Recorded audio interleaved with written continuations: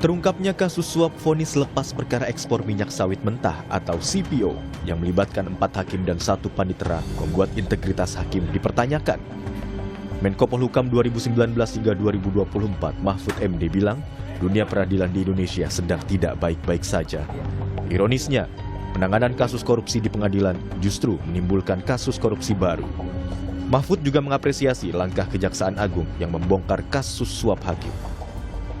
Ya, kalau melihat seluruh rangkaian kejadian dalam beberapa waktu terakhir ini, memang nampaknya dunia peradilan kita itu kan, saya minta maaf harus mengatakan sudah sangat busuk gitu ya.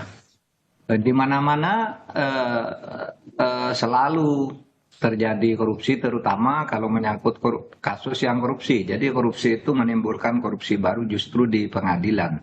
Kejaksaan Agung ini sekarang bagus ya, langkah-langkahnya yang terakhir ini relatif bagus dan mungkin menjadi yang paling tidak saat ini menjadi yang terbagus di antara penegak hukum yang lain dengan temuan-temuan dan langkah-langkahnya.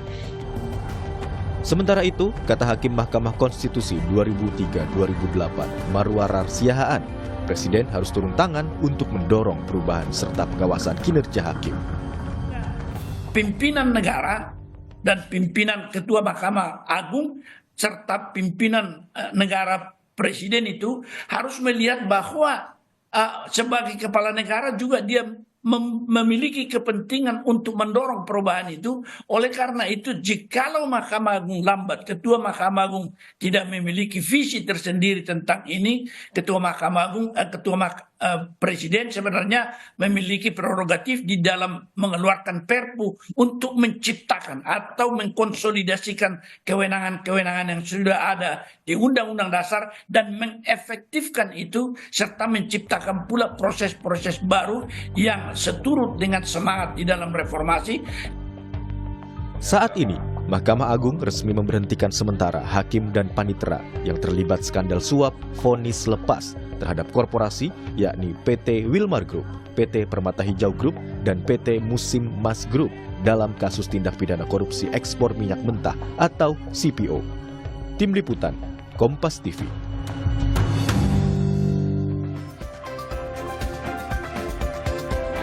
Saudara, kasus hakim serakah yang rela integritasnya ditukar dengan rupiah dan kendaraan mewah kembali terjadi.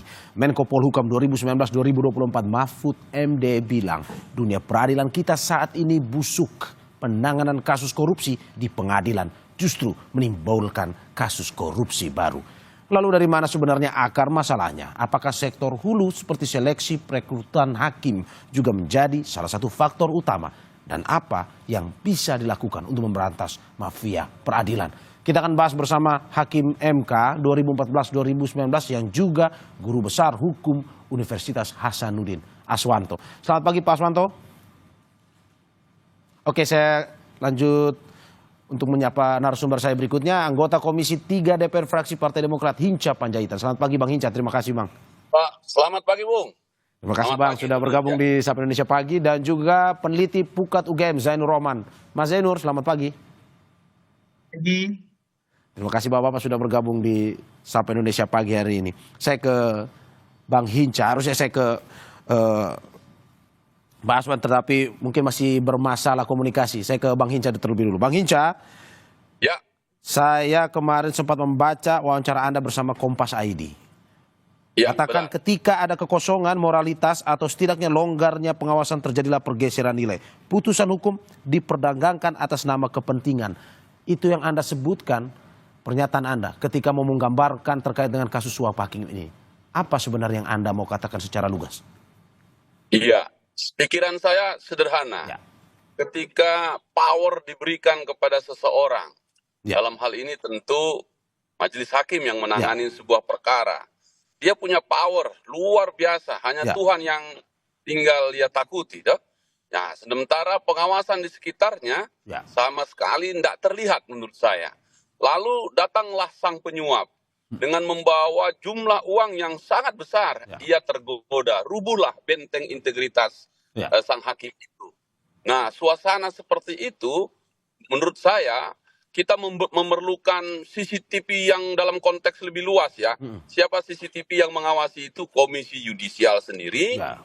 Mahkamah Agung itu sendiri, begitu. Dan menurut saya ternyata CCTV-nya itu padam dan tidak berfungsi sama sekali. Maka ruang menjadi sangat terbuka, dan ketika uang cukup besar datang oleh si penyuap, rubuhlah integritas hakim itu. Ya. Saya kira hampir semua orang mengkritisi peradilan kita, tapi saya ingin juga menggarisbawahi komisi yudisialnya yang menurut saya kalau orang Medan bilang ini komisi yudisial, ada pun dia tak ganjil, tak ada pun dia tak genap begitu. Jadi tidak ada gunanya dia karena akhirnya fungsi pengawasan jebol begitu ya. Sebaliknya saya setuju tadi Pak Mahfud. Perkara-perkara korupsi dibawa ke pengadilan malah jadi korupsi lagi gitu ya. Ya. Nah, karena itu kalau soal hakimnya, saya kira semua kita sudah bicara. Saya ingin bicara juga integritas dan semangat para pengusaha kita. Pengusaha-pengusaha besar yang pikirannya nyuap saja kalau ada perkaranya. Sehingga tergoda juga itu hakim. Oke. Nah, kita hampir lupa si penyuapnya ini. Perusahaan-perusahaan besar ini sudah 2 kali dia melakukan kesalahan fatal. Penyelenggaraan atau bisnisnya juga sudah fatal. Lalu pergi lagi ke pengadilan fatal 2 kali. Maka menurut pandangan saya, si penyuap ini atau perusahaan-perusahaan ini juga harus mendapatkan ganjaran yang besar. Saya mengusulkan cabut izinnya. Karena perilakunya itu sudah melampaui batas Oke, dari Bang. apa yang tadi. Itu pandangan saya. Oke, Bang Hinca, Anda juga menitik beratkan kesalahan pada yang pihak penyuap. Tetapi kalau dari kasus ini, siapa yang sebenarnya salah? Apakah pihak penyuapnya atau hakimnya? Karena begini, ada beberapa orang ataupun tanggapan bahwa penyuap ini, siapapun yang ingin menyuap ini pasti selalu ada. Tetapi tergantung hakimnya. Menurut Anda siapa yang salah? Penyuapkah atau hakimnya sebenarnya? Tentu kedua-duanya ya. Tidak akan ada peristiwa pidana itu kalau tidak ada yang menyuap dan tak ada yang disuap. Ya. Karena itu kan supaya fair kita, baik yang disuap maupun yang menyuap, itu sama-sama mempunyai andil yang besar lah, sahamnya sama-sama besar itu. Tapi niat jahatnya datang dari penyuap. Nah oleh karena itu benteng integritas hakim jebol juga, lihat uang segede itu, mobil mewah, namanya juga dia manusia. Tetapi itu tidak bisa kita maafkan. Saya meminta juga Mahkamah Agung, ya sudahlah kalau tadi Bang Marwarar si Anum tadi bilang buat perpu, itu artinya kan dalam keadaan darurat ya. Darurat peradilan kita ini memang harus diselesaikan dengan darurat juga pengambilan keputusannya. Saya setuju itu. Nah, karena itu Presiden cita-citanya tuh jelas ya untuk memberantas korupsi. Nah, tiba-tiba si pengambil keputusan terakhir malah jebol begitu. Karena itu sudah darurat, saya pun setuju Presiden Prabowo keluarkan perpu, perbaiki itu undang-undang tentang Mahkamah Agung dan perekrutan hakim. Ya. Saya kira itu paling depannya gitu. Oke, saya ke Pak Aswanto. Pak Aswanto, selamat pagi. Sudah bisa mendengar suara saya? Sudah bisa Pak. Cuma mohon maaf agak ribut karena ini lagi di bandara. Oke, terima kasih Pak sudah menyempatkan waktu untuk bergabung di dialog pagi ini. Pak Aswanto, seperti kata Pak Hinca, integritaslah yang dibutuhkan saat ini. Pun juga ada reformasi hukum besar-besaran untuk para hakim ini. Menurut Anda seperti apa? Ya, pertama saya kira kalau ada suap itu nggak bisa kita salahkan yang menyuap. Kalau menyuap hakim itu ya. Ya tentu hakimnya yang harus salah. Oh, Anda menitik beratkan pada hakim sebenarnya, bukan pada penyuapnya. Ya. Oke. Ya kalau yang menggoda itu banyak yang tergoda gitu. Nah kalau hakim kan mestinya yang ada di sana itu adalah orang-orang yang punya etika dan moral yang sudah dijamin gitu. Ya. Nah, kalau kita lihat misalnya perbandingan di beberapa negara di dunia, mekanisme yang mereka gunakan untuk menjaga marwah hakim itu ada 2 model sebenarnya. Ada model pengawasan internal dan ada model pengawasan eksternal. Nah, kalau kita bandingkan antara keduanya, misalnya di Amerika. Di Amerika itu pengawasan internal, ada Congress of Judicial yang menjagai hakim gitu. Ya itu memang kita lihat kalau ada hakim yang melakukan kesalahan seperti menerima suap atau korupsi, tidak ada ampun, itu harus dipecat. Nah, tapi ada juga negara yang sebenarnya tidak menggunakan model pengawasan eksternal seperti Jepang, tapi itu jarang sekali terjadi. karena memang moralnya hakim gitu. Nah, kalau kita di Indonesia, kita punya pengawas eksternal, ada komisi yudisial, tapi faktanya masih tetap aja terjadi gitu. Nah, saya kira ini juga menurut saya warning buat teman-teman di KY, apa yang mereka kerjakan gitu. Oke, Apa yang mereka kerjakan. oke. Mestinya kalau ada hakim yang melakukan pelanggaran tidak ada ampun. Di banyak negara, kalau hakim yang melakukan pelanggaran itu tidak ada ampun dan hukumannya harus berlipat ganda dari kalau orang biasa yang melakukan pelanggaran. Oke, Jadi oke, kalau hakim yang melakukan korupsi mestinya diperberat, kalau perlu dihukum mati mereka gitu. oke, oke. Pak Aswanto, ini kita mengutip Ya. tadi sudah saya sampaikan. Menko Polhukam 2019-2024 Mahfud MD bilang dunia peradilan kita saat ini busuk sebenarnya. Kalau mengutip seperti ini, bagaimana ke hulunya sebenarnya? Kita akan melihatnya ke hulu terkait dengan penerimaan persyaratan atau seleksi penerimaan hakim ini. Apakah memang sebenarnya tidak ada masalah penerimaan hakim ini sudah berjalan begitu baik, pengawasannya juga. Mungkin saja dia terjerembab di tengah-tengah ketika sudah berkarir atau berprofesi sebagai hakim ini, atau sebenarnya ada masalah di hulu? Saya kira kita susah untuk menyalakan di hulu saja atau di Ya. tengah perjalanan. Oke. Ini mestinya harus dilihat. Di hulunya harus diantisipasi.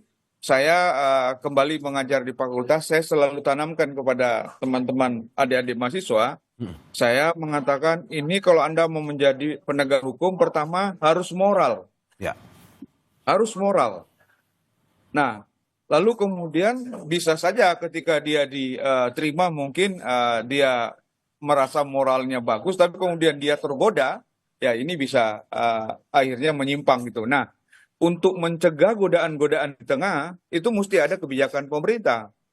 Apa kebijakan pemerintah? Misalnya di beberapa negara, memang gaji hakim itu digedein sehingga mereka tidak tergoda lagi. Kalau dia sudah punya moral, lalu kemudian di tengah-tengah dia sudah mendapat kehidupan yang layak, ya mestinya kalau dia tergoda lagi, ya itu harus dipidana mati mestinya.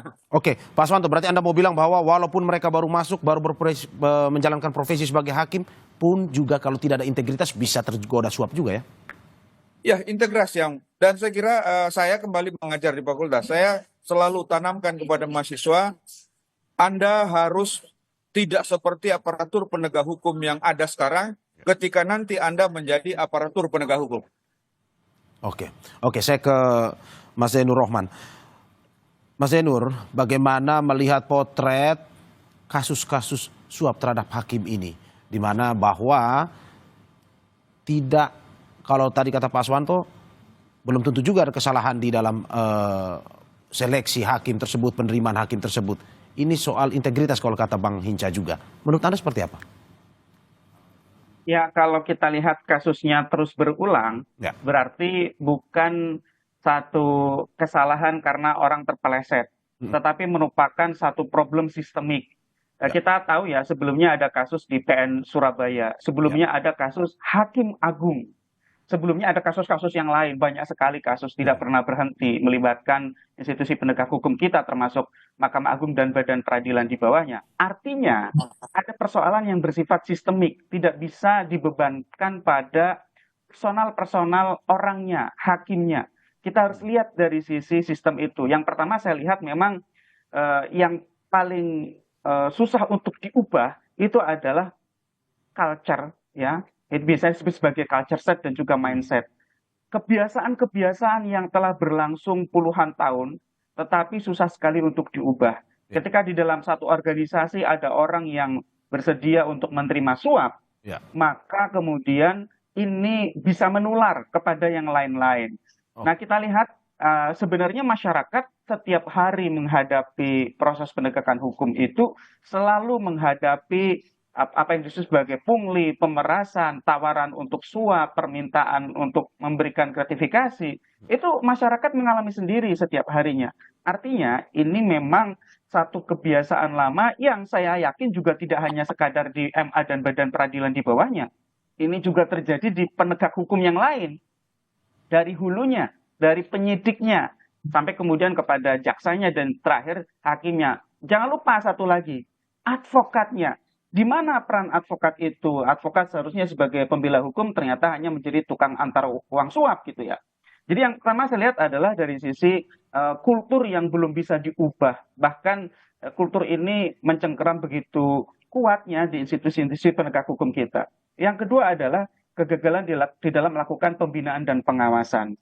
Ya mau nggak mau memang kita harus bicara soal pengawasan. Pengawasan itu kan di internal mulai dari Bawas MA, kemudian oleh Pengadilan Tinggi, kemudian pengawasan atasan langsung yaitu ketua pengadilan gitu ya. Tetapi yang memang sampai saat ini belum berjalan sepertinya adalah pengawasan sesama kolega. Hakim mengawasi hakim yang lain, itu yang belum berjalan. Kenapa? Karena ada rasa takut, khawatir terhadap jaminan keamanan, jaminan karir kalau misalnya meniup peluit, melaporkan kepada Bawas misalnya bahwa temannya terindikasi menerima suap misalnya, dan tidak ada penghargaan. Toh kalau misalnya hakim yang baik, hakim yang bersih, hakim yang lurus mengetahui temannya, koleganya menerima suap, juga tidak ada penghargaan apapun di Indonesia sampai sekarang. Memang ada PP Partisipasi Masyarakat dalam Pemberantasan Korupsi, tapi PP itu tidak pernah digunakan, tidak pernah dilaksanakan. Artinya ini juga ada problem macetnya pengawasan body system di antara sesama kolega. Yang ketiga saya melihat ini kejahatan ini Bang Mario, ini kan satu kejahatan yang terorganisir.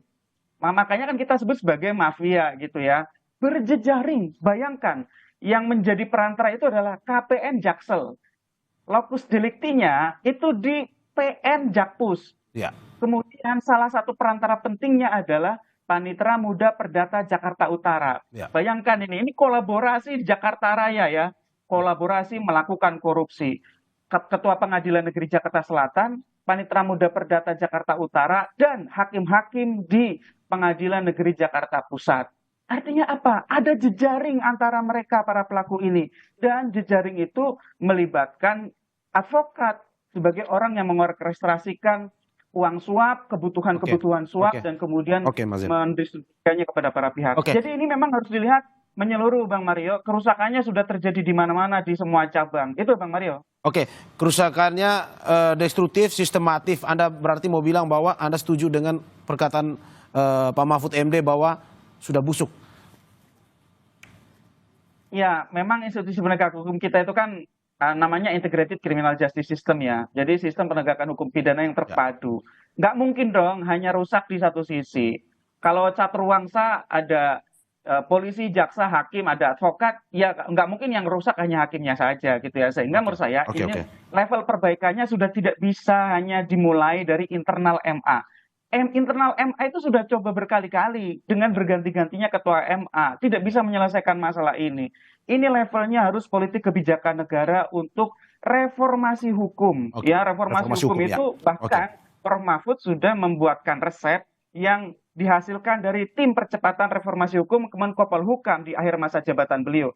Tapi kan sayang sekali itu di akhir masa jabatan ya, bukan dibuat di awal masa jabatan. Jadi baru sekadar dokumen, belum bisa diimplementasikan. Di sana itu ada banyak rekomendasi, mulai dari bagaimana memperbaiki dasar hukum yang memberikan kewenangan kepada APH kita, sehingga APH kita itu kewenangannya sangat besar, akuntabilitas dan pengawasannya sangat rendah. Oleh karena itu kan salah satu hajatan terbesar di depan mata adalah revisi KUHAP untuk menyeimbangkan, jangan melulu bertumpu pada crime control model, tapi juga bagaimana menjamin due process of law. Itu Mas juga bagaimana memperbaiki kesejahteraan, pengawasan dan seterusnya, Mas Mario. Saya ke Bang Hinca. Bang Hinca, tadi sudah terkait dengan kesejahteraan disinggung sedikit oleh Mas Zainur, pun juga oleh Pak Aswanto. Bagaimana Anda melihat bahwa kesejahteraan dari para hakim ini dengan ditingkatkan, dengan diberikan kesempatan untuk ada sesuatu yang lebih baik lah terkait dengan kesejahteraan ini, bisa menekan kasus-kasus dugaan suap ini? Dari pandangan saya setuju tadi dengan Bung Jainur ya, bahwa ini kita lagi menyiapkan revisi KUHAP. Jadi klaster-klaster mulai dari penyidik, penuntut ke hakim. Nah, kita bicara hakimnya ini. Maka KUHAP ini instrumen kita yang saya kira di depan mata ketika 44 tahun ini berjalan belum bisa mencegah atau mengatasi masalah ini. Saya berharap sekali, saya ingin soal ini akan masuk di dalam KUHAP kita, sehingga ini kesempatan terbaik untuk reformasi hukum tadi yang disebutkan itu. Nah, yang kedua, mengenai kesejahteraan itu, pandangan saya, sepanjang integritasnya masih tetap tergoda, berapapun gajinya atau berapapun pendapatannya, tetap ia akan runtuh gitu. Nah, yang terakhir, saya berpikir begini, karena teknologi sudah cukup maju dan kami sedang berpikir juga bahwa saya tadi menggunakan istilah CCTV dalam artian fisik dan dalam artian yang luas gitu ya. Saya ingin mengusulkan memang kepada Mahkamah Agung supaya itu seluruh hakim-hakim kemanapun berangkat itu pasang aja lah kamera di badannya supaya terkontrol langsung ke Badan Pengawas Mahkamah Agung. Konkretnya begitulah. Karena kita sudah merasa bahwa teknologi ada dan mereka kita kontrol 24 jam, itu yang disebut Pak Aswanto tadi, kontrol internal. Dengan demikian lebih terpantau gitu ya. Kalau teknologi itu ada, saya kira teknologi ini bisa kita gunakan untuk mengurangi atau setidaknya mendeteksi sejak dini.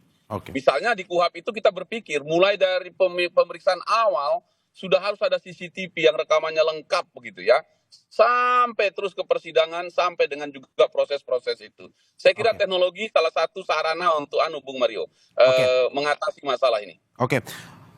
Saya ke Pak Aswanto. Pak Aswanto, bagaimana Anda melihat bahwa dikatakan Mas Zainur, ini adalah sesuatu yang sudah sistematis dan juga menjadi kultur terkait dengan kasus suap yang terjadi di antara para hakim. Apakah benar itu terjadi? Tapi sebelum Anda menjawab, kita saksikan usai jeda berikut.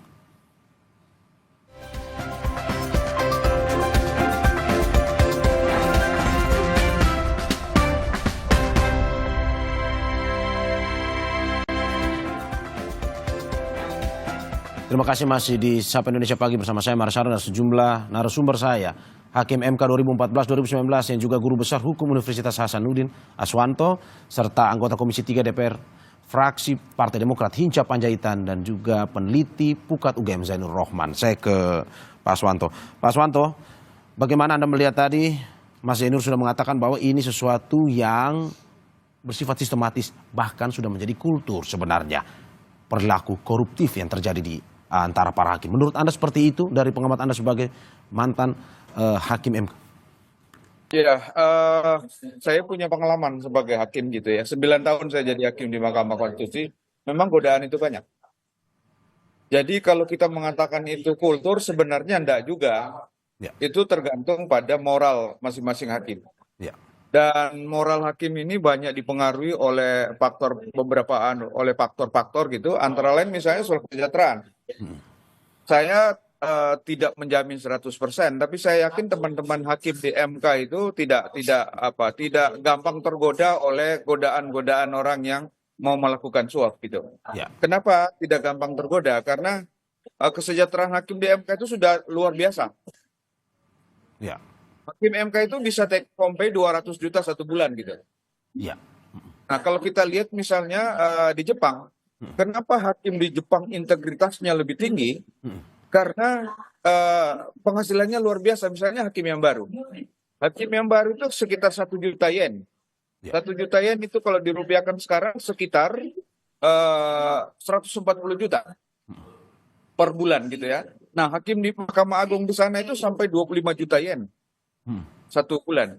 Nah, jadi menurut saya setuju dengan Pak Zainur tadi. Memang ada kebijakan ini harus dilakukan secara menyeluruh. Oke. Ya, ada cerita juga. Ya. Saya pernah tinggal di kompleks, pernah tinggal di apartemen yang sebagian besar itu hakim-hakim agung di sana. Ya. Lalu ada kawan saya, mahasiswa saya datang sebagai mahasiswa, dia datang konsultasi, lalu dia cerita. Saya bilang, kenapa kamu bisa datang ke sini? Oh, saya sudah pengalaman di sini, Pak. Loh, pengalaman di mana? Loh, saya kan lawyer, dia bilang, Pak. Di sini kan kompleksnya hakim agung. Mana bisa kita menang kalau tidak komunikasi sama mereka gitu. Betul. Nah, ini menurut saya kalau Mahkamah Agungnya sudah rusak, ya yang di bawah apa boleh buat gitu. Oke. Dan kita lihat di Mahkamah Agung memang banyak hakim yang tersangkut gitu. Oke. Saya kira kalau Mahkamah Agungnya ketat melakukan pengawasan internal sebenarnya, saya yakin paling tidak bisa diminimalisasi tindakan-tindakan pelanggaran yang terjadi pada pengadilan tingkat bawahnya, baik di tinggi maupun pada pengadilan negeri gitu. Saya kira gitu. Oke, Pak, kembali juga dengan cerita Anda. Ada yang menyinggung terkait dengan ini dari pengalaman Anda. Apakah betul Pak, semakin besar sebuah kasus, melihat dari kasus CPO ini yang 60M, semakin besar sebuah kasus, semakin tinggi harga yang ditawarkan, harga suap yang ditawarkan kepada para hakim. Betul atau tidak Pak? Dalam praktek. Saya tidak tahu pasti, tetapi yang jelas bahwa Ya. banyak perkara-perkara yang besar itu memang godaannya juga besar gitu ya. Godaannya besar, tetapi sebenarnya bukan soal besar kecilnya, ini persoalan boleh enggaknya menerima sesuatu. Karena dalam kasus korupsi sebenarnya bukan ukurannya bukan besar atau kecil. Ukurannya adalah melakukan pelanggaran hukum yang menerima sesuatu secara melawan hukum gitu. Apakah itu kecil atau besar bukan persoalan menurut saya. Jadi hakim jangan kita lihat oh ini hakimnya menerima suap kecil dibiarin aja, nggak bisa. Justru karena kita misalnya membiarin yang kecil, lama kelamaan dia berani yang gede gitu. Oke. Nah itu. Dan Anda pasti dengan perkataan Anda berarti kalau kita bisa simpulkan masih ada praktik atau dugaan praktik suap ini yang mungkin saja kita tidak tahu sebenarnya. Ya, saya mengajar, ada mahasiswa kita S2, S3, sering kita gali gitu. Ya, memang bahkan ada kawan saya dulu, mahasiswa saya dulu jaksa, dia katakan begini ke saya, ini sudah susah Pak, karena ini sudah sistem. Ya. Kalau ada orang yang mau bersih atau clean di dalam sistem itu, kita dikucilkan. Jadi Pak, saya dulu kalau mengatakan itu sudah membudaya, ya memang seperti itu adanya gitu. Berarti Pak Aswanto, sederhananya kita bisa bilang sampai saat ini masih ada walaupun tidak ketahuan ya? Bukan masih ada, tapi banyak sekali menurut saya. Oke. Dan kita sebenarnya berharap teman-teman yang ada di sana, saya selalu mengatakan ke teman-teman KY, mesti merubah pendekatan. Pendekatan pengawasan yang dilakukan oleh KY harus berubah gitu. Ya, ya. Nah, pendekatannya mesti pendekatan neraka dan surga mestinya gitu. Anda korupsi masuk neraka. Tapi kalau Anda korupsi lalu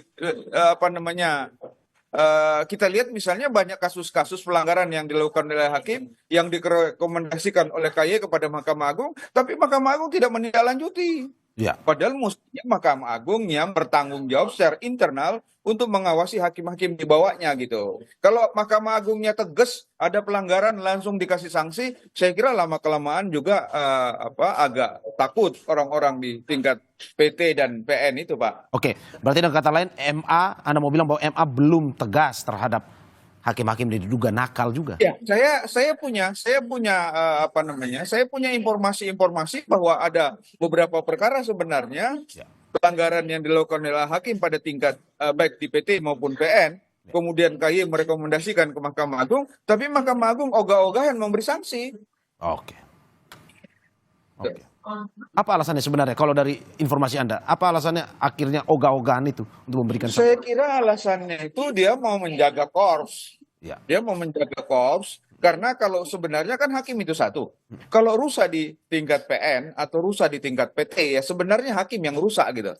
Nah ini yang mereka jaga. Padahal sebenarnya sistem penjagaannya nggak boleh begitu. Harus dijaga supaya jangan ada yang melakukan pelanggaran mulai dari bawah sampai ke atas gitu. Nah kalau sudah melanggar di bawah lalu dibiarin dan mudah-mudahan tidak terjadi bahwa yang di atas itu membiarkan karena ada setoran. Oke. Itu yang berbahaya itu. Oke. Saya ke Bang Hinca. Bang Hinca, bagaimana Anda melihat cerita Pak Aswanto tadi terkait dengan pengalaman dan juga apa yang dia ketahui bahwa ini sesuatu yang sistematis, ini juga ada kemungkinan atau dugaan ini bagaimana korps yang begitu kuat menjaga satu sama lain untuk dalam arti bawa nama baik, citra dan segala macam. Menurut Anda, oke salah satu reformasi hukum. Tapi bagaimana kita bisa menyelesaikan sesuatu yang sebenarnya bersifat komunal seperti ini? Bung Mario, jadi saya sepakat ya dari diskusi ini dari baik Bang Jainur maupun Pak Aswanto ya. Hari-hari ini dan dalam masa sidang-sidang ke depan ini atau masa tahun ini, kita di Komisi 3 akan menuntaskan KUHAP kita, revisi KUHAP kita yang sudah berusia 44 tahun. Ya. Saya membaca ini dengan begini maka KUHAP-nya bolong ini. Dan ini kesempatan kita untuk lesson learn dari kejadian ini untuk mengaturnya dengan tepat. Karena itu ke Bang Zainur dan juga Pak Aswanto dan seluruh masyarakat Indonesia, saya kira saatnya kita memberi masukan, mari kita bikin di KUHP ini sedetail-detail seperti harapan tadi untuk mencegah ini semua. Karena bagi kita, baik penyidik, penuntut maupun hakim, adalah mewakili negara untuk mendeliver, mengantarkan keadilan itu. Dan harus kita jaga sedemikian rupa. Karena itu, dari semua tadi masalah, itu kita bersepakat. Ya. Saya menganjurkan atau mengajak kita semua, di KUHP kita ini. KUHP ini sekarang sedang kita revisi segera. Yang kedua, kita ingin juga menggunakan, sekali lagi, saya garis bawahi, teknologi untuk menjamin tidak ada lorong-lorong gelap terjadi seperti yang Bang Zainur sampaikan tadi, dan tadi juga Pak Aswanto, saya jelas tergambarkan lokusnya gitu. Seolah-olah memang sudah jadi normal begitu saja, yang satu ke sana, yang sana ke sini, dan menjadi sebuah gerakan yang jadi kayak mafia begitu. Nah, pertanyaannya kan begitu. Gimana cara mencari atau mengatasi ini? Menurut saya yang dalam waktu dekat di depan mata ini, ayo rame-rame kita revisi, kita perbaiki KUHP kita yang sudah berusia 44 tahun tapi tidak mampu menghentikan dan mencegah. Ini kan proses acara ini. Sebuah proses acara peradilan untuk menuntaskan sebuah kasus. Nah, karena itu dari sistem perundang-undangannya, saya kira KUHP-nya yang pertama. Yang kedua, kita harus meminta Mahkamah Agung, saya kira bertanggung jawab secara serius lah. Saya sepakat tadi itu, yang sudah direkomendasikan KY pun ogah-ogahan. Nah, KY-nya pun tak bergigi. Maka mau tidak mau, memang reformasinya menjadi total ini harus kita lakukan di sektor penegakan hukum di peradilan kita. Oke, saya ke Mas Janur. Mas Janur, ini usulannya baik dari soal bagaimana pengawasan yang perlu dioptimalkan dan juga bagaimana permasalahan mulai dengan reformasi hukum itu sendiri. Tetapi ada satu permasalahan yang mungkin masih kita bahas dari tadi adalah soal integritas. Pertanyaan saya, bagaimana kita masuk ke dalam ranah privat atau ranah personal terkait dengan integritas hakim ini? Bagaimana kita bisa membuat seorang hakim ini memiliki integritas yang pada akhirnya kita tahu ketika penerimaan dia tidak atau tidak memiliki sebuah integritas mental rendah bisa disuap. Itu bagaimana caranya, Mas? Benar. Ya, mungkin kalau dari sisi penerimaan semakin hari sudah semakin lebih baik ya, karena kan sekarang juga menggunakan CAT susah untuk diintervensi di awal. Dari apa kesempatan untuk mempengaruhi hasil itu kan di tahap-tahap akhir ya, wawancara end user begitulah kurang lebih. Kalau di tahap awal kan semua sudah tersistem oleh BKN, sehingga sebenarnya kalau dari sisi rekrutmen sudah tidak terlalu bermasalah seperti dulu. Yang saya lihat ini masih menjadi masalah adalah di tahap promosi justru. Ya. Kenapa? Karena untuk mengisi jabatan-jabatan ketua pengadilan itu kan melalui satu proses promosi. Nah, promosi itu sejauh ini berarti terjadi kegagalan sistem untuk menempatkan orang terbaik di posisi jabatan terbaik. Artinya ada kegagalan merit system gitu ya. Sistemnya belum merit di Mahkamah Agung. Dan ini sangat berpengaruh terhadap pengawasan. Mengapa? Karena yang pengawasan sangat dekat adalah pengawasan atasan langsung, yaitu ketua pengadilan. Nah, ada sebenarnya di Mahkamah Agung itu kalau tidak salah ada Perma nomor 8 tahun 2016, di mana di sana diatur bagaimana atasan langsung ketua-ketua pengadilan itu punya kewajiban untuk melakukan pengawasan dan pembinaan kepada anggotanya. Kalau mereka gagal melakukan pengawasan dan pembinaan juga ada sanksinya, termasuk salah satu bentuk sanksinya adalah dalam bentuk pencopotan. Tetapi yang masih menjadi masalah adalah kalau ketua-ketua pengadilan ini adalah orang-orang yang tidak berintegritas, ya anak buahnya akan lebih brutal lagi, akan lebih kotor lagi. Nah, ini yang sekarang sebenarnya perlu untuk dilakukan review menyeluruh. Dan review ini juga sebenarnya tidak boleh hanya sekadar di Mahkamah Agung. Ini perlu juga dilakukan di Kejaksaan dan di Kepolisian melalui perintah secara terpusat oleh Presiden untuk adanya review terhadap posisi-posisi jabatan penting, khususnya ketua-ketua pengadilan maupun jenis-jenis jabatan lain di Mahkamah Agung dan badan peradilan di bawahnya dan di institusi penegak hukum lain untuk melihat ya siapa saja yang masih potensial untuk memimpin dan siapa saja yang terindikasi punya masalah-masalah hukum, menerima suap, berkasus dan seterusnya, sehingga yang berkasus harusnya diproses, ditegakkan kode etik, kemudian di-cut. Saya ingat betul dulu saya pernah mendapatkan materi dari dosen saya, itu ada istilah kalau untuk negara yang sudah sangat korup itu solusinya cuma satu, kill all the lawyer gitu ya. Ya. Ganti semua lawyer kita. Lawyer itu artinya ya tidak hanya advokat, di situ ada penyidiknya, ada jaksanya, ada hakimnya. Itu adalah ungkapan putus asa dalam tanda kutip karena sudah seperti tidak ada solusi lagi. Nah, artinya yang bisa dilakukan secara real adalah dengan melakukan penggantian terhadap pimpinan-pimpinan pengadilan yang tidak berintegritas. Itu bisa dilakukan dengan review oleh Mahkamah Agung dan juga di masing-masing institusi penegak hukum lain. Nah, sampai sekarang yang kita lihat justru orang-orang baik, orang-orang lurus, orang-orang bersih itu tersisih ya dari jabatan-jabatan penting. Mereka tidak oportunis seperti halnya orang-orang yang biasa menerima suap gitu ya. Orang-orang yang baik ini sayang sekali tidak terfasilitasi oleh sistem gitu ya. Kemudian akibatnya apa? Akibatnya ya kalau pimpinannya kotor, ya anak buahnya akan lebih kotor. Itu terlihat misalnya di PN Surabaya gitu ya, di WKPN Jakarta Pusat yang kemudian pindah menjadi KPN Jaksel gitu ya. Nah, sehingga ini penting sekali untuk pimpinan itu punya tanggung jawab melakukan pengawasan, melakukan pembinaan. Jadi ya memang harus bersama-sama, Mas. Ini kan ujian seumur hidup ya, ujian integritas itu. Harus selalu diingatkan dan diingatkan. Betul, saat seleksi dicari yang bersih, tetapi sambil jalan dalam pembinaan itu terus diingatkan. Ini kan kalau dalam bahasa iman itu yazid wa yanqus ya, naik dan turun tuh.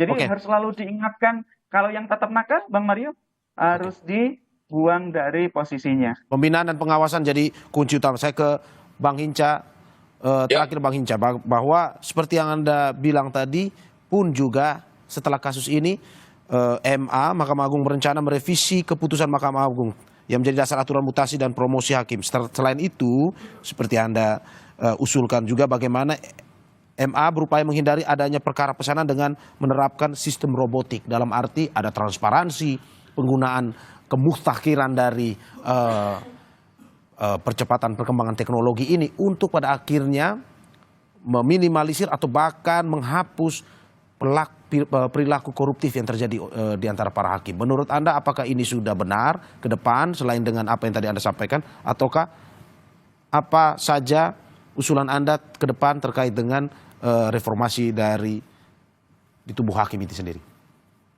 Iya, apa yang disampaikan Bung Mario tadi itu satu sikap politik saya yang menurut saya hari-hari ini penting ya. Dan yang kedua adalah tidak bisa lagi waktu diulur-ulur ini karena rentetannya sedemikian rupa, maka semualah kita Mahkamah Agung itu harus segera menyatakanlah dengan terbuka dan mengambil sikap yang darurat terhadap situasi ini supaya trust publik tercapai.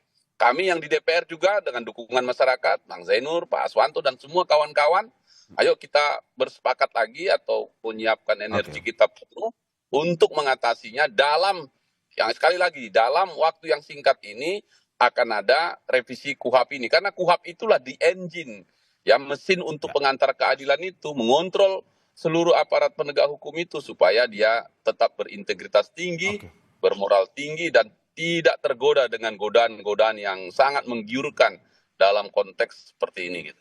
Saya ke Pak Aswanto. Terakhir Pak, apa usulan Anda? Bagaimana kita akhirnya masyarakat bisa kembali percaya kepada sistem peradilan kita bahwa ini menghadirkan sebuah sistem hukum yang benar-benar adil untuk masyarakat? Ya tentu ada dua sisi yang menurut saya. Sisi pertama adalah moral dari hakim-hakim itu sendiri. Dan sisi kedua tentunya adalah pengawasan yang ketat dari lembaga yang mestinya diberi kewenangan untuk mengawasi. Karena ada lembaga pengawas eksternal, ada KY, ada pengawas internal sebenarnya Mahkamah Agung gitu. Tentu di samping regulasinya kita benahi seperti yang Bang Hinca tadi katakan. Kami Bang Hinca sudah berkali-kali berdiskusi mengenai rancangan KUHP. Cuma agak bingung kita, banyak sekali rancangan yang beredar, Mas. Kalau bisa kita dikasih rancangan yang dibahas di DPR. Ada berapa versi rancangan yang beredar, Mas? Baik, Pak Aswanto. Nanti kita pastikan yang satu saja yang DPR yang beredar. Makasih, Pak. Saya mohon maaf sekalian saya leave karena sudah mau boarding. Oke, terima kasih Pak Aswanto. Hati-hati dalam perjalanan Anda.